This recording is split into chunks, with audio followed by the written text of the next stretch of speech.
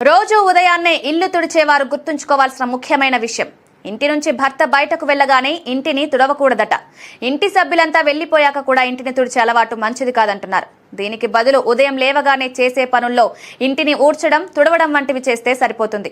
ఇంటిని తుడిచేందుకు ఎప్పుడూ మంచి బకెట్ను మాత్రమే వాడాలి. కొందరు పగిలిన బకెట్లను, పాడైపోయిన వాటిని ఇందుకోసం వాడుతుంటారు. ఇదంతా మంచిది కాదు. ఇంటిని తుడిచిన నీటిని గుమ్మం వైపు విసరడం లాంటివి చేయకూడదు. కొందరు బట్టలు ఉతికిన నీటిని కూడా వచ్చిపోయే దారిలో వదులుతుంటారు. ఇది ఆ నీటిని దాటి వెళ్లిన వారికి అనారోగ్యం పాలు చేస్తుందని గుర్తుంచుకోవాలి. ఇంటిని తుడిచిన నీటిలో ఉండే బ్యాక్టీరియా కాలిగోర్ల నుంచి శరీరంలోకి వెళ్లగలదు. ఇది రోగాలను తెచ్చి డబ్బు ఖర్చయ్యేలా చేస్తుంది.